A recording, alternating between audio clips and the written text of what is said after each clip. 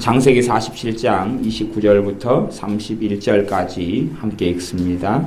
이스라엘의 죽을 기한이 가까우매 그가 그 아들 요셉을 불러 그에게 이르되 이제 내가 내게 은혜를 입었거든 청하노니 내 손을 내 환도뼈 아래 넣어서 나를 인애와 성심으로 대접하여 애굽에 장사하지 않기를 맹세하고 내가 조상들과 함께 눕거든 너는 나를 애굽에서 메어다가 선영에 장사하라. 요셉이 가로되 내가 아버지의 말씀대로 행하리이다.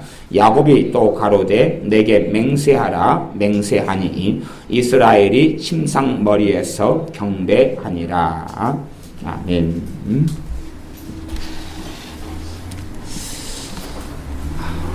속사람의 치유와 변화에 대한 말씀을 지난 주일 오전과 오후에 전했습니다. 또 서울에서 집회할 때에 속사람의 치유 쪽으로, 내적인 치유 쪽으로 말씀을 전하게 하셔서 그렇게 서울에서 전하고 내려왔습니다.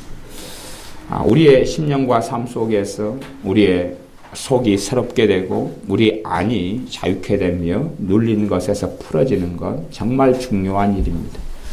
그래서 우리는 의식적으로 살아가지만 우리 안에 깊숙한 안에 우리의 감정이 병들어 있고 정서가 병들어 있고 마음이 병들어 있는 것 아주 많습니다. 그 가운데 제가 기도할 때에 그 악한 분노가 있다. 이것은 제가 말씀을 드렸습니다. 우리가 판단하지 않고 정죄하지 않아야 될 때. 그래서 우리가 죄를 많이 짓는 걸 보면 우리의 목소리의 톤이 어디에서 높아지느냐는 것이. 내가 어디에서 견고한 진이 있느냐. 어디에서 바늘도 안 들어가는 견고한 진이 있느냐. 그러니까 누가 천만인이 나를 둘러쳐서 그렇게 이야기합니다. 하나님의 기도에 응답 안 하셔? 예수님이 어디 계시냐? 그럼 내가 그냥 강력히 삼손처럼 막 해가지고 정말 예수님은 살아 계신다! 그리고 막 외치면 정상. 그죠? 정상. 그건 정상인데, 누가 세상 일에 대해서, 세상 정치에 대해서 뭐로 이야기하면 막 입에서 파이어 불을 품으면서 막 침을 튀기면서 막 그냥 개거품을 물면서 왜 그러고 하면 그 사람은 주님하고는 별로 상관없는 사람. 그 사람이 가진 진리가 그 뱃속에 든 게 그거예요. 자기가 중요하다는 게 그거예요. 중요하다는 게 그거. 대한민국에 살면서 지금은 정말 좋은 시대입니다. 그러면 여러분이 예를 들어서 조선 후기처럼 아주 부패하고 타락한 사회, 계급사회 이런 곳에서 여러분이 살았다면 어떻게 했을까요? 양반 사회 속에 여러분이 노예로, 종으로, 상민으로 태어났어요. 천민으로 태어났어요. 백정으로 태어났어요. 그럼 그 상태에서는 여러분이 어떻게 했을까요 도대체? 여러분이 백정, 아버지가 백정, 할아버지가 백정, 여러분이 백정. 칼을 가지고 뭐 하는 사람이에요? 짐승 잡아 죽이는 사람. 가장 천민으로 태어났다면 어떻게 하셨을 거예요? 이 사회에 대한 붕괴는 시대상의 반영입니다. 내가 자고에 높아지는 것이고 내가 의로워지는 것이고 판단하고 재판관의 자리에 앉는 것인데 시대상 때문에 있는 것이에요. 과거의 성경의 시대 때는 노예 제도가 있었던 시대. 그런 시대 속에서도 노예로 있을 때 예수님 믿은 사람이 주인에 대하여 사회에 대하여 비판하고 정죄하기보다는 주인을 섬기고 주인을 기쁘게 하는 삶의 여정을 하나님께서는 걸어가라고 말씀하셨어요. 뭐 내가 어떤 직장에 속해 있어요. 뭐 직장에서 나를 학대하고 나를 힘들게 하고 임금을 적게 줘요. 내가 그 안에서 속해 살아간다면 내가 하나님 앞에 살아가는 삶이기 때문에 신실하게 오너 사장이 돈을 잘 벌도록 내가 신실하게 섬겨주는 것이 하나님을 영화롭게 하는 거거든. 돈이 부족해, 돈이 적어, 돈 내놔, 니만 배부르냐, 나는 배고프다. 그런 게 의롭고 옳은 게 아니다. 그런 말이에요. 그래서 우리의 삶 속에 내가 열불을 토하면서 내 입에 개거품을 무는 걸 살펴보셔야 돼. 내가 개거품을 무는 것. 개거품을 무는 것. 남자들 같은 경우 주로 정치 이야기가 그래. 그것만 건드리면 그냥 불독이, 요즘 불독 보기가 어려운 것 같아. 불독이 확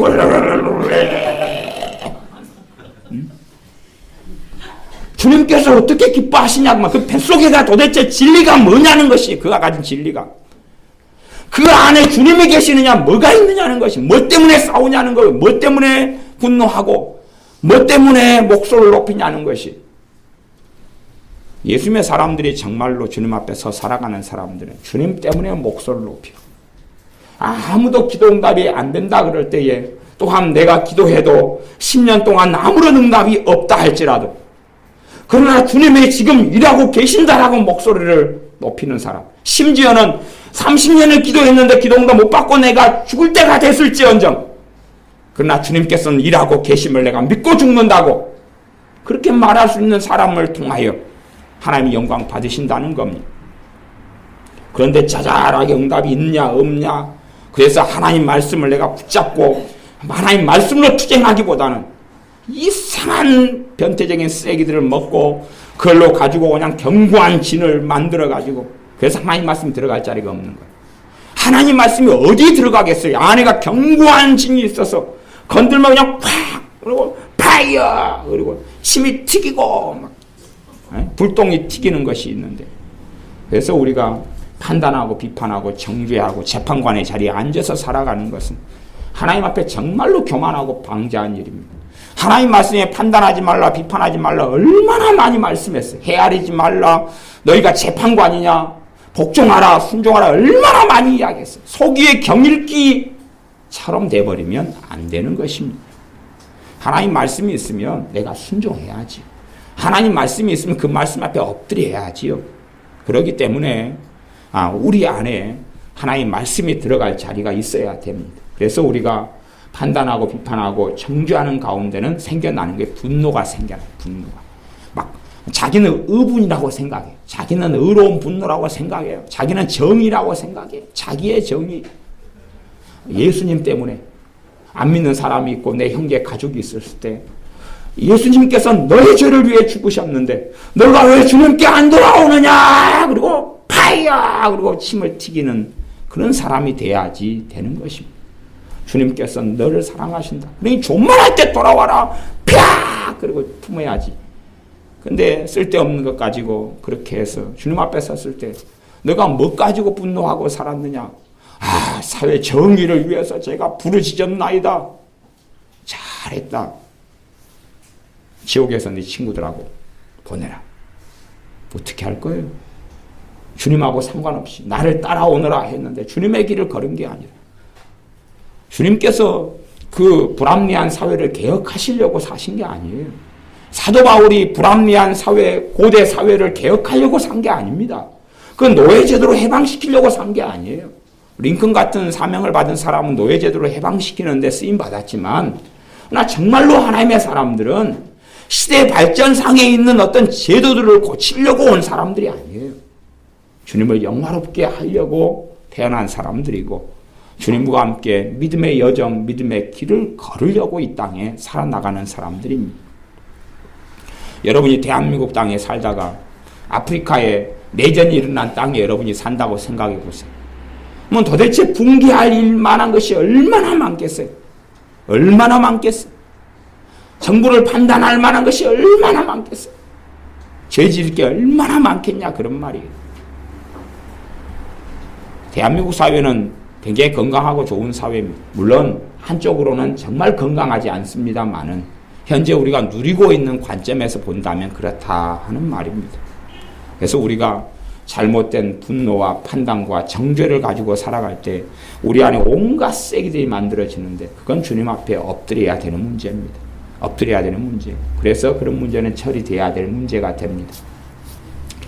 그 다음에 이제 그런 분노가 있고 그런 분노를 악한 분노라 그럽니다. 그래서 마귀가 그 분노의 죄를 통하여 뱃속과 심령과 삶에 견고한 진을 치게 됩니다. 그리고 자유로운 삶을 살지 못하게 됩니다. 심지어는 내 이웃이 있는데 이웃이 악한 사람이 그러면 이웃 때문에 내가 피해를 계속 당해요.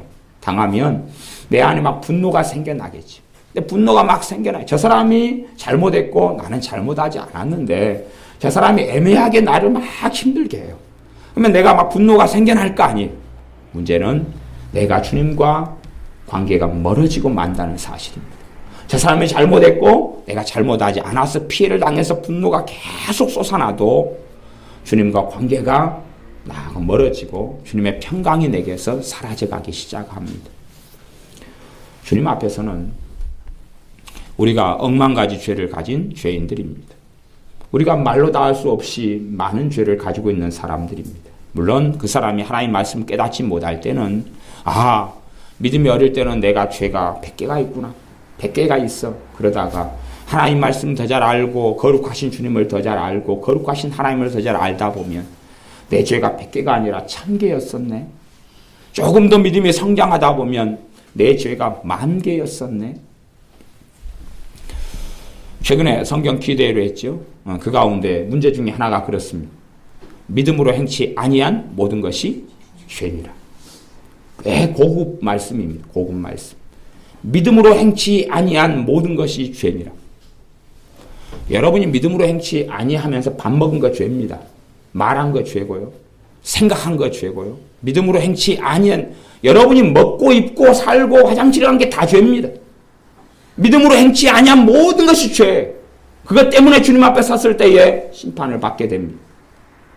고급이다 그랬어요.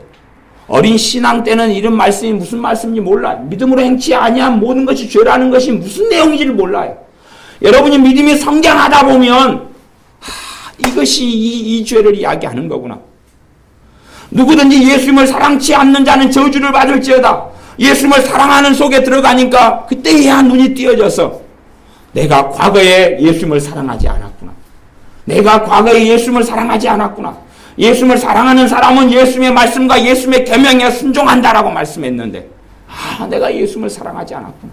그래서 내가 저주를 받는 자 속에 있는 거구나 라고 고백하며 엎드려 회개할 수밖에 없는 겁니다. 우리가 가진 죄들이 믿음이 성장할수록 내 죄가 더 많다는 걸 알게 되는 것이, 내 죄가 더 많고 더 많다는 걸 알게 돼. 그렇기 때문에 우리가 겸비하게 겸손하게 엎드릴 수밖에 없습니다. 다른 사람들에게서 내가 관용과 긍휼을 행해야지. 그리고 또한 그렇게 주님 앞에 엎드려야지만이 우리가 정상적인 그리스도인의 자리에 살고 있는 겁니다. 그래서 우리의 이제 속사람 안에 죄들이 들어와요. 우리의 삶 속에 죄들이 들어와요. 근데 이제 죄들 가운데 몇 가지 것들이 있습니다. 첫째는 이제 과거의 망령이라는 거예요. 과거의 망령. 과거의 망령이라고 표현하자면 뭐냐 하면 과거가 내 발목을 잡는 걸 이야기합니다. 과거가 내 발목을 잡는 것. 과거의 내 실수, 내 허물, 내 죄, 이것이 현재에 영향을 미치는 거죠. 현재 영향을 미치는 것. 과거에 내가 잘못 선택했고 심지어 보증을 잘못 써서 돈 빚이 5천만 원이 생겨서 그것을 가지고 20년 동안 고생할 수도 있어요. 그런데 하나님 앞에서 영육간에 강건하게 살려면 과거의 망령, 과거를 주님 앞에 내어드리는 게 가능해야 됩니다. 그렇지 않으면 과거는 계속하여 우리 현재와 미래에 영향을 끼칩니다. 그래서 과거의 문제를 어떻게 처리할 수 있느냐는 것이, 과거의 문제를 어떻게 처리할 수 있느냐. 우리가 예를 들어 잘못 운전을 하다가 사람을 치어서 장애인을 만들었어요. 그럼 이제 과거가 됐죠. 내가 현재에 있어서 그 장애인이 내 이웃에 살고 볼 때마다 내 실수가 생각나요. 내가 양심적인 사람일수록 더 아파요. 그래서 그 사람이 안 보이는 자리로 이사 갈 수도 있어요. 타지로 가버릴 수도 있고 주님 앞에 엎드려서 그 사람을 위해 계속 중보기도 할 수도 있겠죠. 그러나 이제 과거가 내 현재에 영향을 미치고 있는 것이, 물론 우리의 실수, 잘못, 허물 때문에 누군가가 피해를 당해왔고 누군가가 아픔은 겪어왔을 거예요. 그러나 우리가 과거를 변화시킬 수 없는 과거라면, 변화시킬 수 없는 과거라면 그 과거를 주님께 넘겨드리는 믿음의 사람이 되어야 됩니다. 그 과거를 주님께 넘겨드리는 사람, 그 과거의 내 허물을 주님께 넘겨드리는 사람이 되어야 됩니다. 오늘 창세기 47장의 말씀을 선택했는데 그 부분은 야곱이, 여기 성경에서는 이스라엘이라 나와 있는데 야곱이 인생을 마감하고 마무리하는 것입니다. 야곱에게는 과거가 정말 많이 있었습니다. 과거가 많이 있어서 그의 과거는 거짓말하고 사기치고 삼촌하고 싸우고 재물 물질 때문에 매여있던 인생이고, 심지어는 자녀 교육을 잘못시키고 마누라를 4명이나 얻어가지고 자녀 교육 때문에 엉망이 됐어.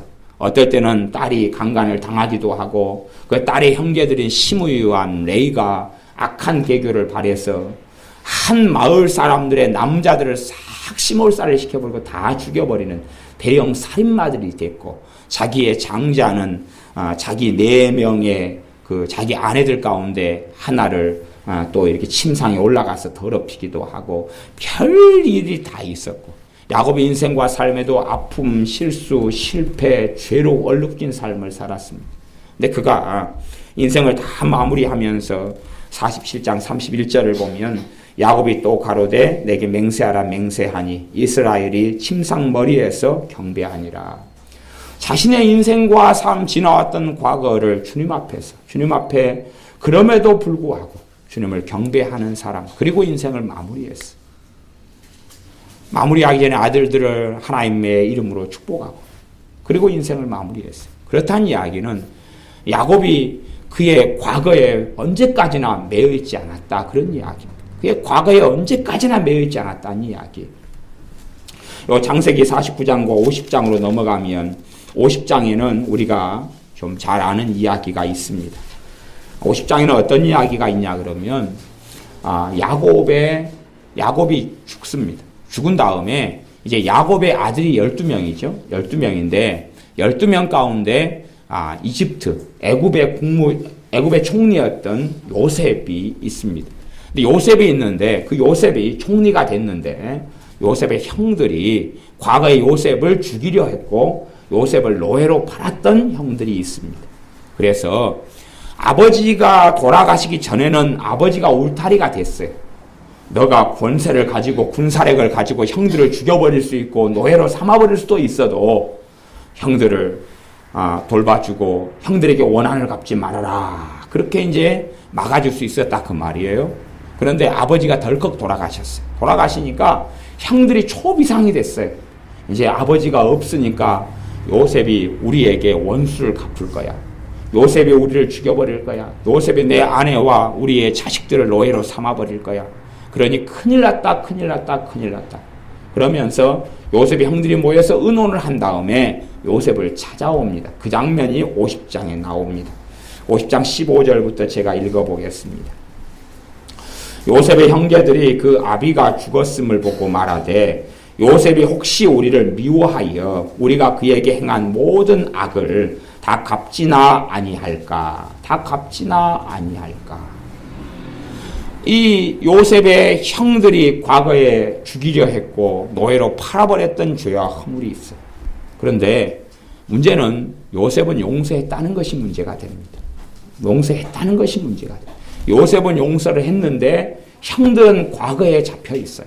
형들은 과거에 잡혀 있어서 요셉을 볼 때 노심초사했어요. 이런 상황이었다면 아버지 야곱이 막 몸이 아프셔가지고 죽으실 뚱 하면 벌벌벌 할 거예요. 그러다가 다시 죽으실 뚱 하다가 안 돌아가시면 아이고 살았다 오래 사셔야 되는데, 그러다가 또 막 감기가 심하게 걸리고 폐렴에 걸리셔가지고 막 죽으실 뚱 돌아가실 뚱 하면 또 아이고 돌아가시면 큰일 나네 벌벌벌 할 거예요. 그렇게 형들은 살아왔다는 이야기입니다. 이게 과거의 잘못과 허물과 실수가 그의 현재의 마음을 병들게 해서 형들이 병든 마음을 가지고 두려워하고 불안하고 절망하는 가운데 살아왔다는 이야기입니다.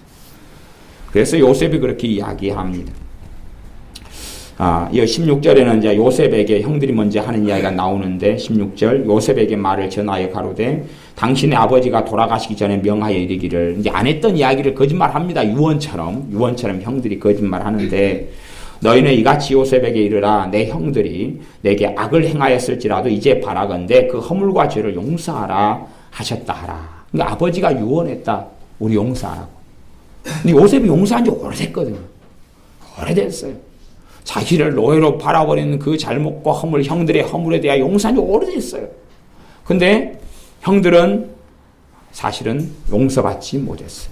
스스로 그랬어요. 과거의 그 허물과 과거의 망령에 사로잡혀서 과거의 매인 삶을 살고 있었어요. 겉으로 볼 때는 평안했으나 그 마음 안에 든 것은 그렇지 않았다. 그런 말이에요. 그래서 문제가 되는 것입니다. 17절 하반절에 당신의 아버지의 하나님의 종들의 죄를 이제 용서하소서 하며 요셉이 그 말을 들을 때 울었더라. 왜 우는 줄 압니까? 형들이 불쌍해서 그러는 거예요. 형들이 불쌍해서. 자신은 과거에서 해방됐어요. 오히려 피해를 당한 요셉은 형들을 용서했어요. 용서했고 형들을 축복했고 형들의 자녀를 돌봐왔고 형들에게 먹을 것을 제공해 왔어요. 그는 자유케 되었거든요. 오히려 노예로 끌려갔던 요셉은 자유케 됐거든요. 그런데 요셉에게 악을 행한 형들은 노예가 됐어요. 과거에 노예가 돼가지고 계속 살아가다가 결국은 자신을 지켜주는 보호막, 방어막인 아버지가 돌아가시니까 그 다음에는 두려워 벌벌벌 떨면서 아버지가 유언을 남겼으니까 형들 좀 용서하라고 아버지가 유언을 남겼다. 그러니 이제 사실은 요셉이 막 국무총리를 하다가 다른 신하하고 트러블이 있어서 막 열받아가지고 얼굴을 확 찡그리고 있을 때 요셉의 형들이 이제 만나요. 그러면은 요셉의 형들이 어떻게 생각했겠어요? 와, 우리 죽여버리려고 준비하고 있는 모양이다. 요셉이 지금 정치를 하다가 아주 고민돼가지고 열받아서 막 있는데 그래서 생각할 거 아니에요. 요셉도 애들 문제, 자녀 문제가 있을 테니까 부부간에 부부싸움을 한 다음에 그 다음에 이 마누라를 오늘 장미꽃을 몇 송이 사가서 마음을 풀어야 될까 막 고민하고 있는데 형들이 요셉의 얼굴을 보는 순간에 과거에게 사로잡혀 있어서 어떻게 생각하겠어요? 나를 보더니 이빨을 갈고 있구나. 그렇게 생각한다. 그 말이. 그래서 아버지 돌아가실 때까지 끔찍한 고통을 당합니다. 그리고 아버지 돌아가신 다음에도 그 과거가 발목을 잡아요. 과거를 주님께 내어드리지를 못하고 하나님께 내어드리지 못하는 겁니다. 그래서 요셉이 그 말을 들을 때 울었더라 그래요. 요셉은 자유케 됐는데 어떻게 하면 형들을 자유케 할 수 있을까 하는 것이. 어떻게 하면 형들이 내 진심을 알아주고 용서받았다는 사실을 받아들일 수 있을까 하는 것이. 18절 그 형들이 또 친히 와서 또 그러잖아요.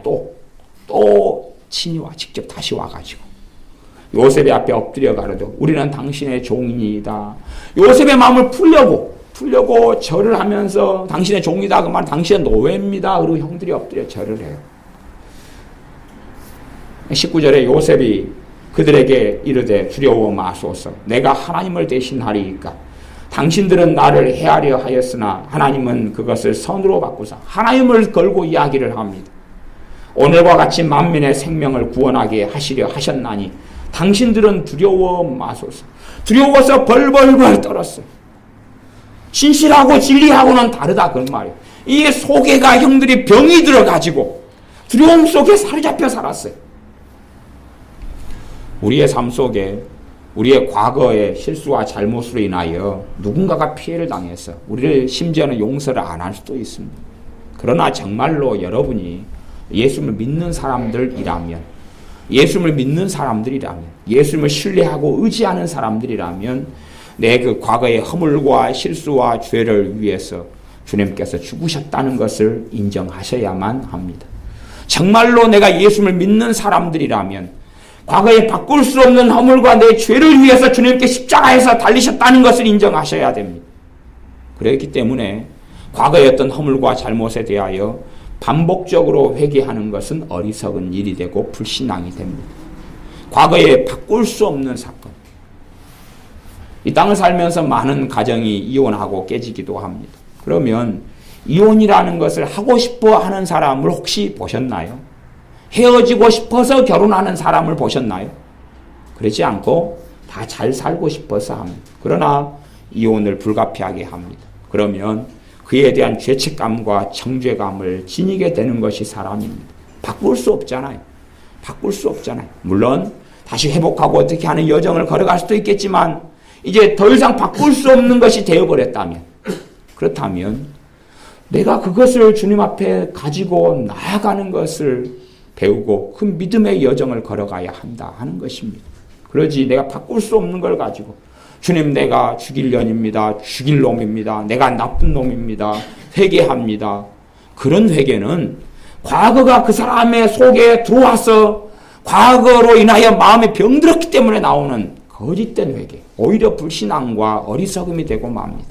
점점 주님을 신뢰하는 믿음에서 떨어져 버리고 그런 막 회개를 하면 할수록 마음이 더러워지고 번민이 있고 복잡해지고 마음에는 두려움이 오고 절망이 오고 참소가 오고 나를 공격하고 나를 정죄하는 것이 내 마음속에 막 생겨나니까 못 견뎌지게 됩니다. 그러나 내 과거의 허물과 잘못을 주님께 내어드리는 사람, 그리고 담대히 은혜의 보좌 앞에 나아가는 사람들은, 그런 사람은 참된 믿음의 사람입니다. 물론 우리가 양심적이지 않게 악하게 살고 어리석게 살면서 그냥 주님이 나를 다 용서하셨으니까 괜찮아라고 죄에 대한 심각성을 알지 못하고 깨우치지 못하고 강팍한 사람들이 있는데, 그런 사람들에 대한 이야기는 아닙니다.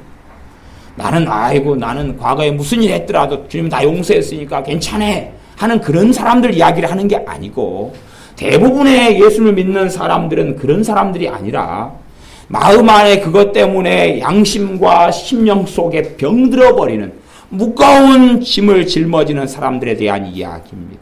그런 사람들은 과거가 끊임없이 양심을, 끊임없이 마음에 참소하고 공격하거든요. 공격을 끊임없이 합니다. 그런 것을 주님 앞에서 용서받았다고 선언할 수 있느냐는 겁니다. 주님께서 그 죄를 위해서 죽으셨다고 인정할 수 있냐 하는 것입니다. 그때에 우리가 과거에 사로잡혔던 것에서 풀려나기 시작합니다. 물론 시간이 오래되고 더 견고하게 되어지고 암덩이처럼 퍼진 것은 우리가 믿음의 싸움을 더 싸워야 될 것입니다. 성도의 우리의 승리는 이것이니 우리의 믿음이니라. 우리의 믿음을 통해서 내 그 과거가 주님 앞에서 용서되었다는 것. 용서되었다는 것 이전에 주님께서 그 내 허물을 위해서 죽으셨다는 것. 내 그 어리석음을 위해서 십자가에 죽으셨다는 것. 그것을 인정하는 우리 안에 믿음의 외침이 있어야 됩니다. 싸워야 되죠. 과거를 가지고 우리 안에는 참소가 자꾸 일어나 왔을 겁니다. 참소, 그 정죄, 공격이 일어나 왔을 겁니다. 어떤 분이 하늘을 향해서 고개를 못 들고 살아요. 못 들고 사는데 어떤 분이 이유가 두 가지가 있어요. 하나는 뭐냐 그러면 남편이 일찍 돌아가셨어요. 네, 일찍 돌아가셨는데 남편이 이제 좀 백수같이 살았어요. 백수같이 살아서 남편에게 지금 빨리 가서 요런 일을 해라 그랬어요. 일을 해라 그래가지고 이제 아내로서는 자녀를 키워야 되니까 엉덩이를 때밀어 가지고 일을 보냈어요. 보냈는데 그 일을 아내가 떠밀어 보낸 일에서 사고로 돌아가셔 버렸어요. 그러니까 이제 자기가 그 하늘을 우러러 보지 못하겠다는 거예요. 왜냐하면 자기가 돈 벌려고 남편을 때밀었는데 남편이 그 죽어버렸거든요. 그래서 고개를 푹 수그리고 그렇게 살아가. 마음이 계속 병 들어갔어. 병 들어갔다가 그 다음에 이제 자녀를 공부를 좀 시켜야 되겠다 그래서 학원을 보냈는데 이제 엄마가 가라 그래가지고 보냈어요. 학원에 가다가 사고 나가지고 아이가 다리에 장애를 입어버렸어. 평생의 장애를 입었어. 그러니까 이제 이 엄마가 하늘을 우러러보고 살지는 못하는 거예요. 그것이 가책이 되잖아요. 가책이 되고 그것이 힘들고 아프고 어렵고 나중에 주님께 나와서 예수를 믿게 되었는데도 불구하고 주님의 은혜 속에 들지를 못하는 거예요. 왜냐하면 그 과거, 두 개의 과거가 그분을 붙잡고 있거든요. 자기가 바꿀 수 없는 그 과거가 네가 나빠, 네가 잘못했어, 네가 못됐어라고 계속 참소하고 공격하거든. 그렇기 때문에 어떻게 할 수 없는 거예요. 우리가 결혼에 살다 보면은 좋은 사람하고 결혼할 수 있고 안 좋은 사람하고 할 수 있어요. 안 좋은 사람하고 할 수 있고 좋은 사람하고 할 수 있어요. 좋은 사람이라고 생각해서 결혼했는데 안 좋을 수도 있어요. 그런데 안 좋은 사람하고 많이 살다 보면은 그렇게 생각할 수 있잖아요. 참소를 해. 왜 잘못 결혼했니? 왜 잘못 결혼했니? 왜 그 사람을 선택했느냐? 왜 그렇게 어리석게 했느냐? 그때 친정엄마가 말기지 않았느냐? 친정아버지가 말기지 않았느냐? 형제들이 말기지 않았느냐? 그 말만 좀 제발 듣지. 그렇지 않으니까 이렇게 됐잖아. 그런 선택의 결과 뒤에는 그 선택을 잘했느냐 못했느냐를 따져야 되는 문제는 아니에요. 이제 그런 문제가 아니라 내가 잘못한 선택을 주님께 내어드릴 수 있느냐 없느냐의 문제입니다. 내가 잘못한 선택 때문에 영향을 지금도 받고 문제가 일어나지만 사실은 주님의 개입하심과 주님의 은혜 주심을 누리고 체험하려면 이제 선택을 내가 어떻게 했느냐의 문제가 아니라 내가 잘못한 그 선택 속에서라도 하나님께서는 합력하여 선을 이루시는 것을 내가 믿느냐 그렇지 않느냐 하는 것입니다. 바꿀 수 없는데 어떤 분이 저한테 예전에 그런 상담을 했어요. 나 결혼한 지 3개월 만에 이혼을 하겠다고 저한테 어떻게 해야 되냐고 물어보셨어요. 이혼하겠다는데 어떻게 해야 되냐고 물어봐서 그에 대해서 딱히 답하기 참 어렵잖아요. 왜냐하면 3개월 동안의 사정이 있어요. 사정이. 무슨 사정이냐 그러면 남자하고 결혼했는데 연애할 때 남자하고 손잡고 우리 집에 가자 그래가지고 대문 앞에까지 의리하고 좋은 집까지 갔어요. 갔다가 이제 남자가 그랬지요. 너 집에 바래다 줄게. 또 갖고 이제 바래다 줬어요. 그러니까 이제 그 남자가 하는 걸 다 믿었는데 그 집도 거짓말이었고 직장도 거짓말이었고 뚜껑을 딱 여니까 빚이 2억 7천이었어요. 결혼하고 신혼여행 갔다 와서 2억 7천. 여자가 벌어온 돈이 7천만 원. 일단 그거 갚고 네가 2억 갚아. 여자 돈 7천만 원 삼키고 2억 빚이 남았어. 아니 결혼한 지 그러니까 3개월 동안에 이 남자가 했던 모든 거짓들이 다 드러나는 거예요. 그러니까 이제 완전 속아서 한 결혼이죠. 속아서 한 결혼이에요. 어떤 분은 딱 신혼여행 갔다 와서 남자가 빚을 9천만 원을 내놓은 거예요. 그럼 한 10 몇 년 전의 이야기입니다. 그래가지고 신혼여행 갔다 오자마자 그냥 먹물이 마르기 전에 정리를 했죠. 근데 그런 일을 겪으면서 얼마나 통안해하고 아파할 거예요. 얼마나 통안해하고 아파할 거예요. 하나님에 대해서 왜 안 말게 주었냐고 원망도 하고 분노도 할 거예요. 그런데 그 잘못된 선택에 대해서 이제는 내가 바꿀 수 없으니까 내가 현재 살고 있다면 주님께서 이제는 내 가정에 개입하시도록 하셔야 될 것이고, 근데 내가 과거에 붙잡혀 있다면 현재의 내 가정 속에 주님께서 개입하실 수가 없어요. 과거에 붙잡혀 있다면 그것이 내 땅이고 내 영토고 주님의 땅과 주님의 영토가 아니거든요. 주님께서 개입하실 수 없어요. 그러니 우리가 과거에 어떤 잘못된 선택을 했다 할지라도 이제는 그것을 가지고 주님께 내어드리는 것, 큰 믿음의 사람이 되어야 됩니다. 정말로 허물이 많은 사람이 그 허물을 주님께 내어드릴 수 있느냐는 것이. 과거에 막달라 마리아라는 사람이 있었습니다. 그 여자는 신분이 창기였습니다. 창기였는데 그 자기의 창녀로 살아왔던 인생과 삶을, 그 허물과 죄를 주님께 내어드릴 수 있었느냐의 문제가 됩니다. 그러면 자유케 되어지는 것이고 주님의 한량없는 사랑과 은혜를 누리는 삶의 여정을 걸어가는 것이고, 그렇지 않으면 자유케 되지 않습니다. 전에 조영규 목사님 제자 중에 한 목사님 부부가 있었습니다. 지금은 은퇴하셔서 미국에 계시는데 큰 목회를 하셨습니다. 근데 무슨 일이 이제 그 청년 때 한 청년이 조영규 목사님 설교를 듣고 예수님 영접했어요. 예수님 영접한 다음에 굉장한 양심의 가책이 있었는데 자기 단골 창녀가 있었어요. 단골 창녀. 근데 군인이었는데 군대에서 휴가 나오면 그 창녀촌에 가서 그 단골 창녀하고 잠자리를 하고 살았어요. 그러다가 예수님 영접했어요. 그 다음에 자기 마음에 가책이 되어서 그 단골 창녀하고 결혼해야 되겠다는 마음에 사로잡혔어요. 그 여자를 불러내가지고 손을 잡고 조영규 목사한테 가서 줄에 서달라고. 이 여자하고 결혼해야 되겠다고. 그 여자가 뭐라 그랬겠어? 껌을 쩍쩍쩍 씹으면서 돌았나벼. 근데 결국은 결혼했어요.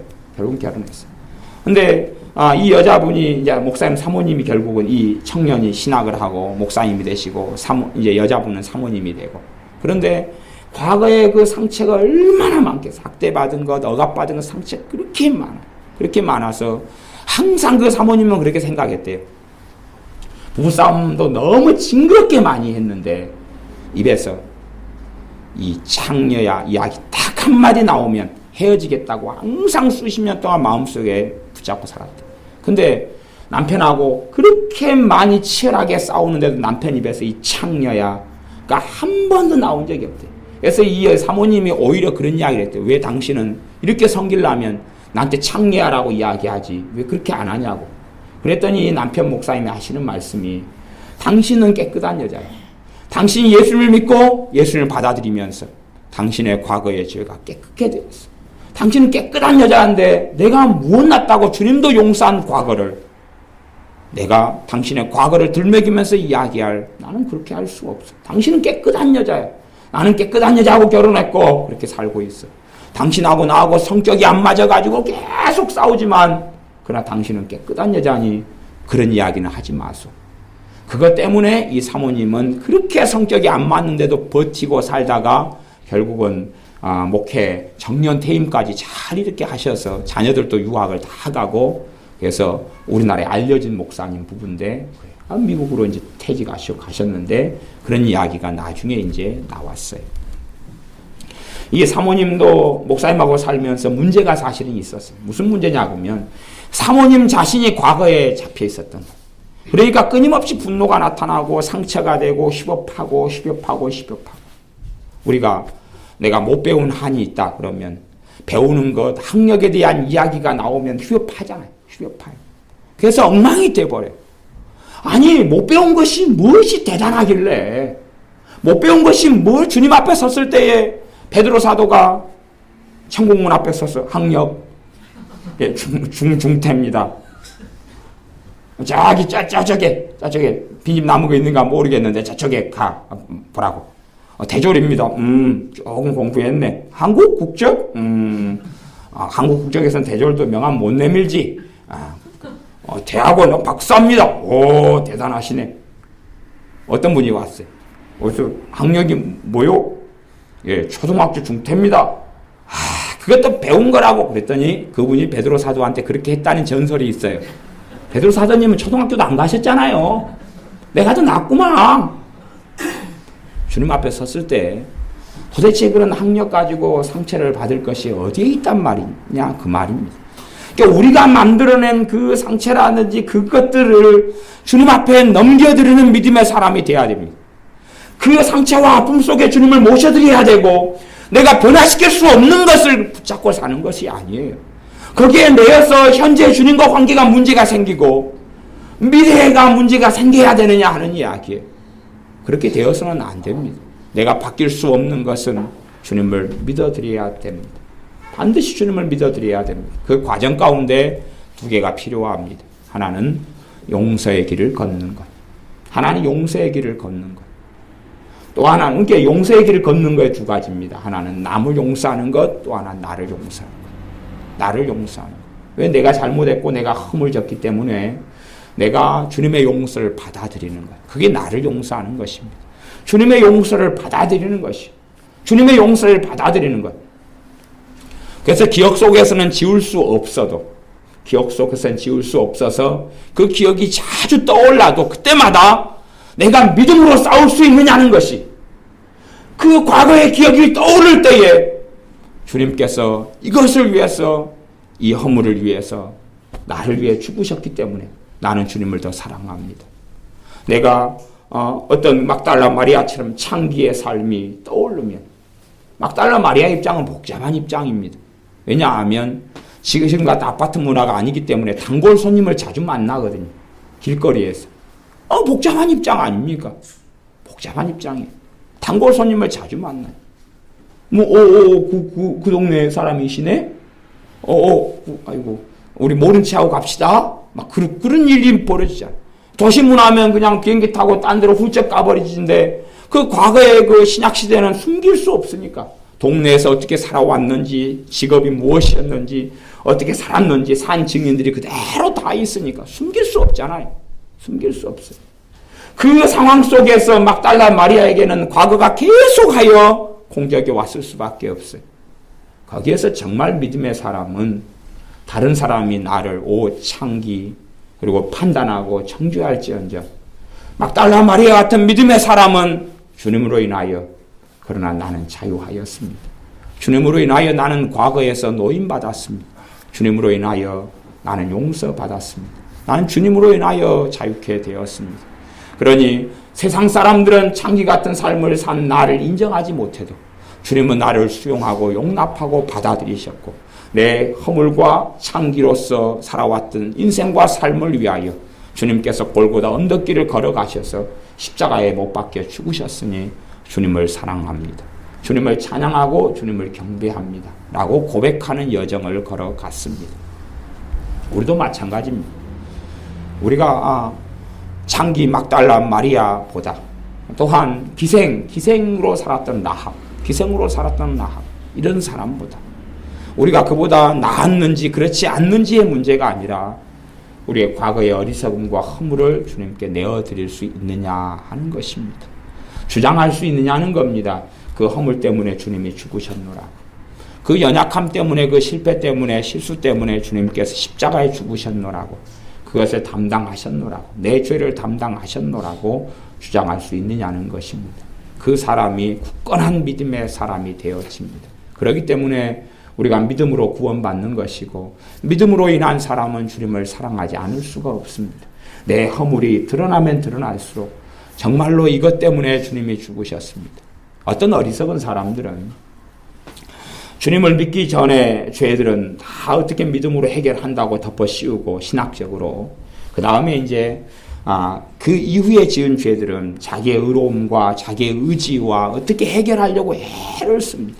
자기의 의지로 자기를 깨끗하게 하려고. 그러나 어느 때든지 믿기 전이든 믿은 후든지 간에 사람이 피부가 검은 구스인 이디오피아 사람, 시커먼 사람이 자기 피부를 어떻게 희게 할 수 있느냐 말씀하셨던 것처럼 죄인된 삶을 살아가는 우리 자신을 우리는 스스로 결코 거룩히 할 수 없습니다. 그래서 예수를 믿는 사람에게 거룩하신 성령 하나님이 임하셨습니다.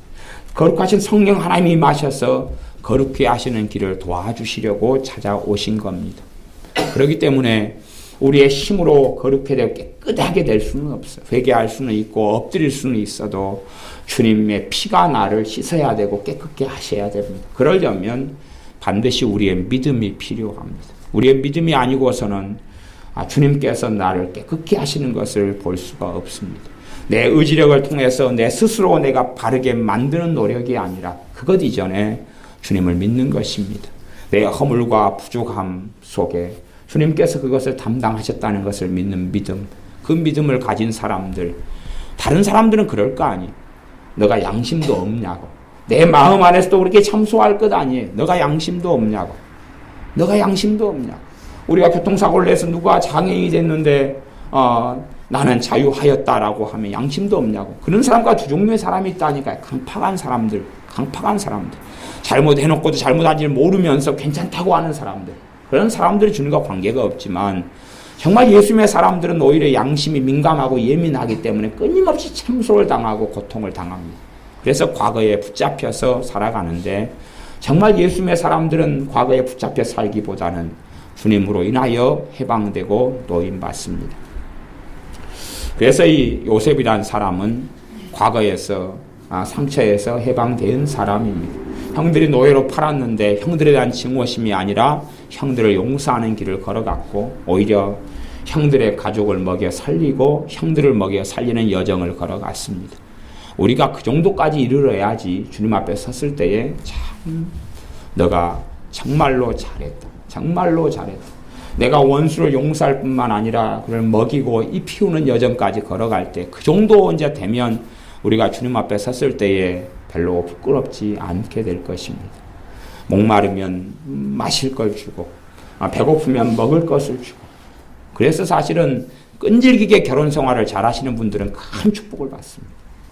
끈질기게 결혼 생활을 잘하시는 분들은 주님 앞에 섰을 때 상급이 아주 클 줄로 믿습니다. 왼수를 데리고 살아서 먹이고 입히기 때문에 그럴 때가 많지 않습니까?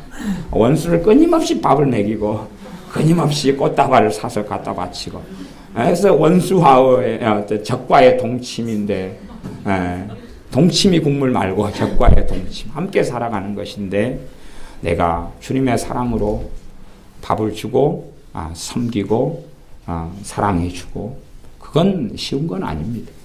절대 쉬운 건 아닙니다.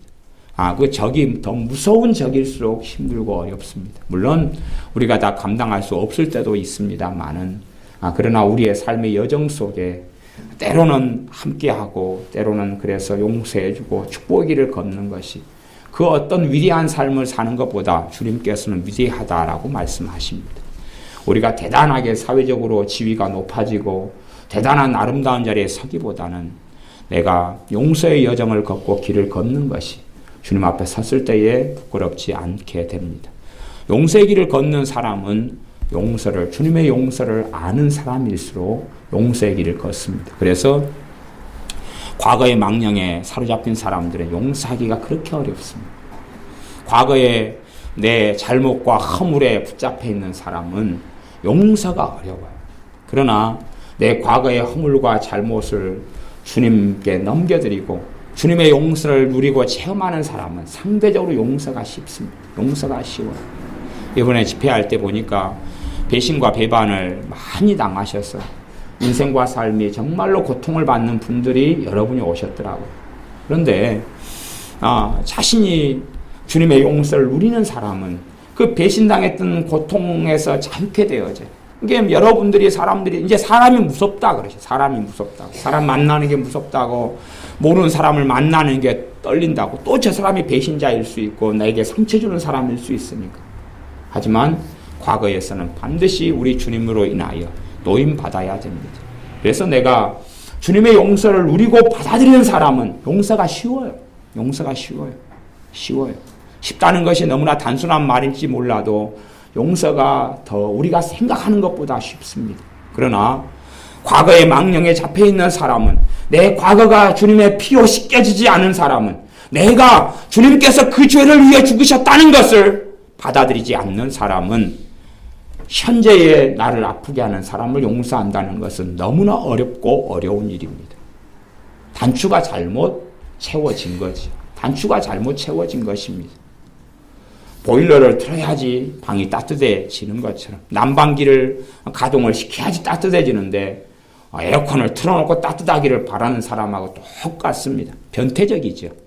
그렇게 되는 게 아니라 주님의 용서를 받아들이는 사람이 용서할 능력을 가지게 됩니다. 주님의 내 자신의 과거와 인생과 삶에 대하여, 심지어는 지금 현재 사회를 살아가는 사람은 사람들 만나면 자주 내가 자녀를 잘못 키웠어요. 내 자녀들이 잘못 키웠어요. 그럽니다. 자녀 때문에 무거운 짐을 짊어지고 살거든요. 그럼에도 불구하고 하나님 말씀을 배워가면 자녀를 어떻게 바르게 양육했어야 되는데 알게 됨에도 불구하고 그래도 주님 앞에 엎드려서 내가 자녀를 잘못 양육한 그 허물과 죄를 주님의 십자가로 덮을 수 있느냐는 것입니다.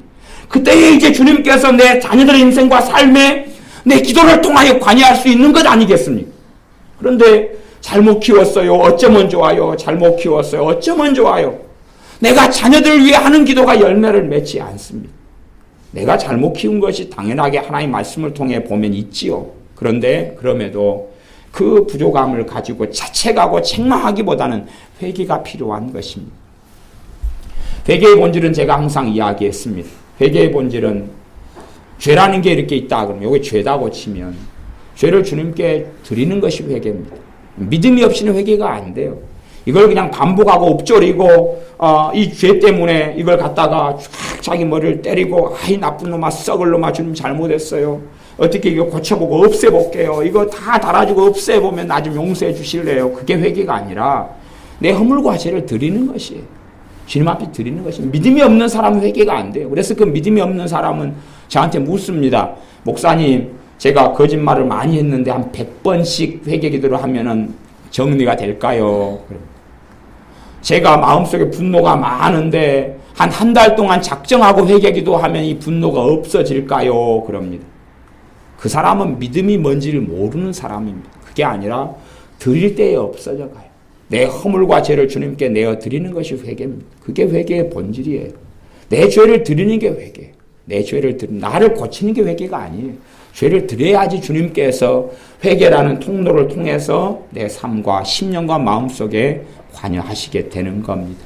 그래서 우리의 과거의 문제에서 첫째는 용서하는 것. 근데 주님의 용서를 받아들이는 사람이 용서의 여정이 쉽다고 말씀드렸습니다. 주님의 용서를 받아들이는 사람이 내 과거에서 주님을 만나고 과거의 아픔 속에서 주님을 만나는 사람이 용서가 쉽고 용서의 길을 걸어가야 되고 주님의 용서를 받아들여야 됩니다. 또 하나의 문제는 우리의 삶 속에 습관적인 죄가 문제가 됩니다. 습관적인 죄, 반복적인 죄. 얼마 전에 말씀드렸던 분노 같은 문제, 반복적인 것이 문제가 됩니다.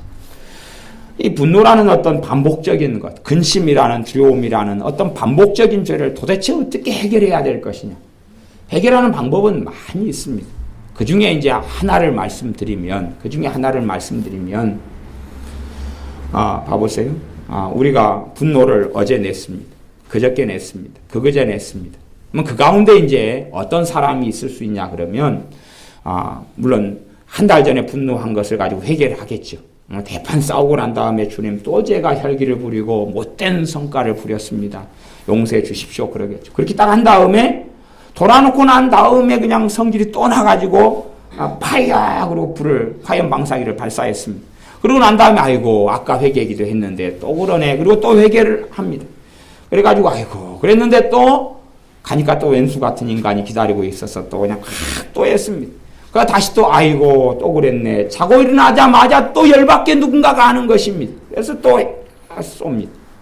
이제 그러면서 선택하는 길이 두 가지 길이 됩니다. 하나는 회개하는 것을 관두는 것이죠.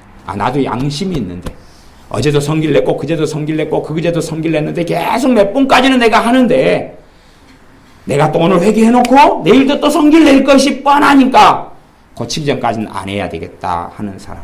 이제 대부분 그런 길을 걷습니다. 회개라는 것은 복음의 능력, 십자가의 능력이 나타나는 겁니다. 복음의 능력, 십자가의 능력이 나타나는 것이.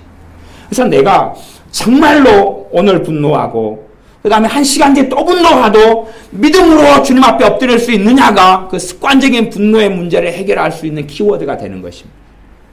내가 근심을 한 다음에 돌아놓고 주님 또 근심했나이다. 주님을 신뢰하지 못했습니다. 돌아놓고 또 근심하는데 처음 마음처럼 다시금 근심했던 그 죄에 대하여 주님의 용서를 주님 앞에서 받아들이고 누리고 나를 깨끗게 하심을 거기에서 누릴 수 있느냐는 것입니다.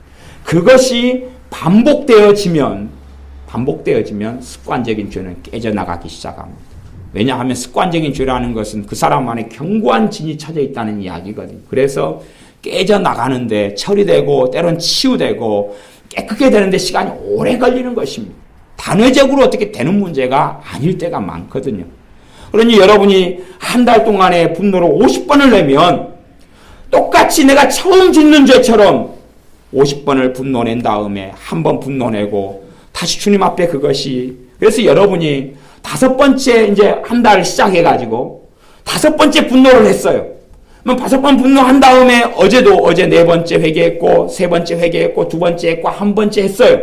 그러면 여러분이 정말로 믿음으로 회개하는 사람이고 그 습관적인 분노를 하면 그게 처리되어 가려면 물론 분노의 이유가 다 동일하지 않고 여러 가지가 복합적으로 섞여 있는 문제이기 때문에 좀 문제가 됩니다만은 제가 단순화시켜서 이야기 드린다면 4번째 내가 분노를 냈어요. 4번째 분노를 해가지고 4번째 주님 잘못했습니다. 제가 또 더러운 성기를 부렸습니다. 잘못했습니다 하는데 여러분이 정말로 회개했다면 4번째인데 4번째가 아니라 첫 번째가 되셔야 돼요. 다시요? 공부 잘 못하시는 분들이 이해가 좀 안 되시죠? 네. 4번째 회개를 했는데 봐보세요. 첫 번째 회개를 했어요. 4일 전에 갖고 다음날에 또 혈기를 부렸는데 그것이 여러분이 정말 믿음 안에 거하고 있다면 첫 번째 성기를 낸 겁니다. 이해가 되십니까? 4번째인데 여러분은 첫 번째예요. 여러분이 돌아놓고 집에 가서 또 파이어 할지 모르시는데 그게 첫 번째가 되셔야 돼요. 그것이 반복되어져야지 습관적인 죄의 문제는 깨져나가기 시작합니다. 대부분의 사람이 그런 믿음의 여정을 걷지를 못해요. 믿음이 없습니까? 습관적인 죄의 문제는 성기를 내놓고 주님 잘못했습니다 그러면서 내가 성기를 안 부려야지 작심하고 결단하고 그러니까 복음의 능력은 나타나지 않아요. 주님의 십자가의 권능이 심령 속에 삶 속에 임하지는 않아요. 왜? 내가 의지로 나를 고쳐보겠노라고 해요. 아니 그게 필요해요. 필요하긴 하지만 본질은 주님의 능력이 역사해야지 되는 것이 내가 변화되는 길은 우리 주 예수님밖에는 없는 것이거든요. 그런데 내가 스스로 변화를 시켜가가지고 내가 스스로 거룩하게 되어서 주님을 만나겠습니다. 언제요? 그런 일은 없습니다. 주님으로 인하여 거룩하게 되어집니다. 그래서 내가 습관적으로 분노할 때에 습관적으로 어떤 정욕적인 삶을 살고 근심과 절망과 한탄과 원망과 미움과 저주의 삶을 살 때에 다시 그 자리에서 처음처럼 주님의 용서를 받아들일 수 있냐는 것이. 그러니까 여러분이 어떤 것은 참 용서를 잘 받으시냐 그러면, 주님 앞에 회개하고 마음을 자유케 되고 시원케 되는 걸 경험하시냐 그러면은 딱 한 번 지은 죄. 그것도 아까 같이 막 심각한 이혼이라든지 막 사람을 상해했다든지 이런 심각한 문제 말고 그냥 안 심각한 것, 여러분의 양심상 안 심각한 것. 아니 길 지나가다가 돈을 5만 원을 주었어요. 그래서 땡 잡았다. 그래가지고 감사하게 하나님께 11조 떼고 소득이니까 잘 썼어요. 잘 써가지고 갔더니 금방 써버렸는데 5만 원 잃어버린 사람이 찾고 있는 거예요. 그러면 이제 솔직히 돈도 없고 다 써버렸고, 아니 돈이 있으면 그냥 드리면 되지만 내가 주었노라고. 그런데 이제 그렇게 하는 것은 아이고 주님 잘못했습니다 하고 처리를 좀 잘하셔요. 처리를 잘하셔요. 아니면 지나가다가 내 동생 발을 밟아버렸어요. 아이고 아파라, 골절이 생겼다고 동생이 찡찡 짜요. 그럼 그건 주님하고 해결을 잘해요. 발 한 번 어쩌다가 밟았으니까. 그런데 반복적인 죄 같은 것을 똑같이 그렇게 해결을 해야 되거든. 똑같은 것이 반복적인 죄이든 단회적인 죄이든 어쩌다가 했는 죄이든 간에 사실은 본질은 똑같아요. 본질은 똑같아요. 내가 분노 내 때문에 신경질 낸 것 때문에 주님 앞에 엎드려서 그것을 그대로 용서받아야 돼. 그래서 그것이 없어지는 게 돼야 돼. 그래서 습관적인 죄에는 더 큰 믿음이 필요합니다. 습관적인 죄를 해결할 때는 더 강한 믿음으로 싸우는 게 필요해요. 더 강하게 믿음으로 싸우고 주님의 십자가를 선포하고 주님께서 그 허물을 위해서 죽으셨다고 인정하고 받아들이는 것이 더 중요하고 필요합니다. 그렇게 되지 않으면 내 마음 안에 그것으로 인하여 쓴뿌리가 생기고 아주 독소 썩어나는 웅덩이가 내 마음 안에 생겨서 나를 병적으로 만들어 가게 됩니다. 여러분의 삶 속에 속사람이 깨끗하게 되고 자유케 되고 치유케 되어지고 과거의 망령에서 벗어나서 과거가 여러분의 발목을 잡지 않고 과거의 상처와 한이 발목을 잡지 않고 용서하고 무엇보다 주님께서 여러분의 실수와 허물을 통해서 일어났던 과거들은 주님께 내어드리고 맡겨드리는 믿음의 여정을 걷기를 바랍니다. 기도하겠습니다. 아버지 하나님, 우리가 우리의 과거에 많이 사로잡혀서 현재를 망가뜨리고 미래를 망가뜨릴 때가 많습니다. 우리가 과거 가운데 아픔과 상처 속에서 내가 죽어 가해자가 되어 살아왔을 때에 이제 주님 앞에 엎드려서 온유함으로 겸비함으로 주님 앞에 회개하고 용서를 받아들이는 우리가 되게 하여 주시옵소서. 또 우리가 피해를 당하고 살았을 때에 요셉처럼 형제들을 놓아주며 용서해주며 먹을 걸 주며 마실 걸 주는 그런 굳건한 장성한 믿음의 자리에 서게 하여 주시옵소서. 무엇보다 우리의 인생과 삶 속에서 내가 정말로 예수님의 십자가만으로 살아갈 터이온즉 주님의 십자가의 복음의 능력이 우리의 심령과 마음과 속사람에 우리의 회개를 통하여 믿음의 고백을 통하여 나타나게 하여 주시옵소서. 예수님의 이름으로 기도하옵나이다. 아멘.